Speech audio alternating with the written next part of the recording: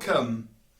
My name is Jake, and today we are going to be having a look at something that really confuses those learning English, and that's paragraphs. Specifically, when to start a new paragraph, because I often find in the classroom that this is something that my students really struggle with. And so I wanted to produce a little video today that will obviously help you, but also help others learn when to use a new paragraph in a piece of writing. So we're going to have a look at some examples from fiction and different types of non-fiction, and that will help us see some patterns, and when we've got those patterns down, we can then apply that to our writing. Now I'm going to focus the second part of this video on the essay question from the First Certificate B2 exam from Cambridge.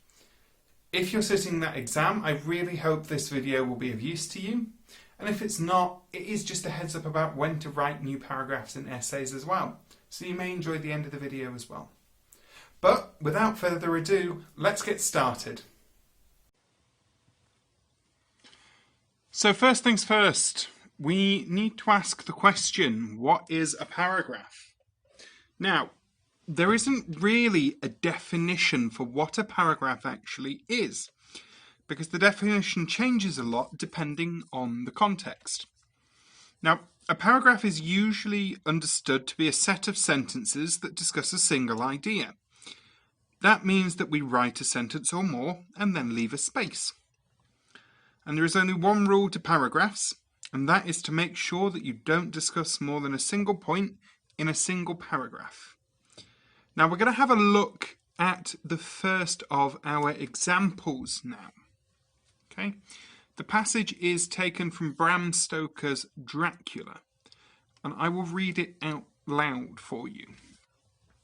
Every scrap of paper was gone, and with it all my notes, my memoranda relating to railways and travel, my letter of credit. In fact, all that might be useful to me were I once outside the castle. I sat and pondered a while, and then some thought occurred to me, and I made search of my portmanteau and in the wardrobe where I had placed my clothes. The suit in which I had travelled was gone, and also my overcoat and rug. I could find no trace of them anywhere. They looked to be some new scheme of villainy. Now this passage from Dracula makes great use of only two paragraphs, and you can see that there's a space between them, something we must always try to do in English. The first paragraph represents one idea about the window and how the writer was feeling, and the second discusses losing items that belong to him. You can see that when the idea changes, the paragraph changes. And again, the space between them is there. The paragraphs here are not short, and this is because it's a work of fiction, or a story. And stories usually use larger and more complex paragraphs, unless they are intended for children. The second example that I've got for you today is an article from the 2020 May edition of Motorhome magazine. I will read this out for you yet again. When it comes to white sand beach vacations full of sparkling turquoise water, bikini suntans and umbrella drinks, Florida knows how to deliver. And the folks at the welcome centers make sure that everyone driving into the state gets swept up in the sun-drenched vacation spirit as soon as they arrive. Fortunately, the beach is actually really close to this welcome center, on I-10. And before long we found ourselves strolling on the soft, sugary sand of the Emerald Close. The beach was bright white in the sun, and the water was a delicious shade of aquamarine. Families were playing volleyball, kids were making sand castles, and the smell of coconut suntan lotion was in the air. Again, that's Motorhome Magazine's May 2020 edition. Now, here I've presented part of that article to give you an idea of what magazine articles look like. This selection is split up into 3 short paragraphs instead of 1 or 2 longer paragraphs.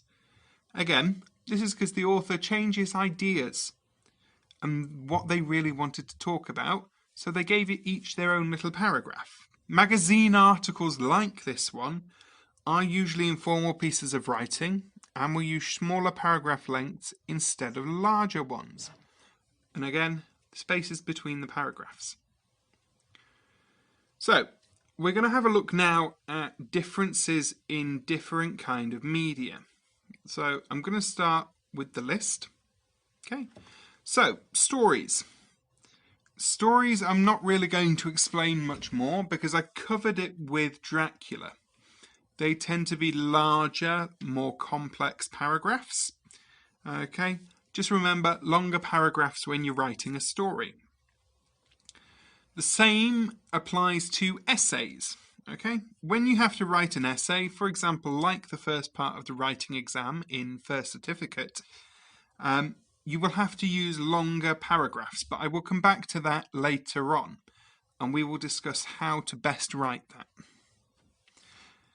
Magazine articles, as we've already seen, are usually written in a more informal style, because they are something that people should enjoy reading and should not find hard to read. Most blog posts fall into this category as well, as they tend to be written in a very, very similar style to magazine articles. Letters and emails are the odd one out here, and are very different from what I have already talked about, because they can change depending on who you are talking to and whether you need to use formal or informal language. For example, if you want to email a member of your immediate family, you would use smaller paragraphs and more informal language. Whereas if you needed to email your teacher or, say, your boss, you would use more formal language, which means that you would have to use longer paragraphs. Now, I've created a little graphic just so you can get an idea of what's what. So, stories and essays are longer and more complex paragraphs. Magazine articles and blog posts and reviews, okay, are shorter and simpler paragraphs. And letters and emails, paragraph size will depend on the context and the content and register of language, okay, being used, whether that's formal or informal language. Okay. So that begs the question, when do I start a new paragraph? Okay. Starting a new paragraph is what this video is about. So I'm going to explain how we know when to use a new paragraph in English. When you start a new point, for example, when you need to discuss the different ideas mentioned in the parts of the First Certificate writing exam. Number 2 is to contrast with what you have just written. Imagine you're talking about football. You could write about how lots of people love the sport, but then start a new paragraph to say that not everybody enjoys watching it. Number 3. If your paragraphs are longer, like in fiction or in essays, you might need to give your reader a bit of a break. Starting a new paragraph gives the reader the break that they need. In the essay question of the First Certificate exam, this is point number 4. When you are ending your introduction or starting your conclusion, okay, they must have their own dedicated paragraphs as well. Make sure that you start a new paragraph after writing your introduction and before you start writing your conclusion. Moving forwards, the First Certificate writing exam. What's in the exam? I'm going to do a quick recap of what's in the first part of the exam. Okay, so the first part of the First Certificate writing exam will always be an essay question. You will have to write 140 to 190 words in an appropriate style. So in this case, in a more formal style using longer paragraphs, okay, because it needs to be an academic essay. On the paper, there will be 2 ideas that you must discuss, and you also have to add an idea of your own, for a total of 3 different ideas. Okay. So if we move forwards, how many paragraphs should I write? Paragraph 1, okay, should be an introduction. Paragraph 2 should be your first idea. Paragraph 3 should be your second idea. Paragraph 4 should be the own idea that you have had to add to the essay. And the conclusion again should have its own separate paragraph. So it's really quite clear. And all of these add up for a total of 5 paragraphs, one for each section in the essay. I really hope that that makes it clear for you. An introduction should be its own paragraph. Each of the ideas should have their own paragraph, and so should the conclusion.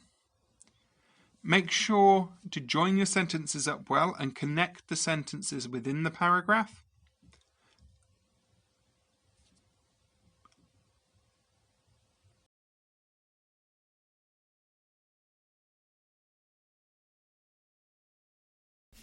Okay, so that's the end of the video, guys.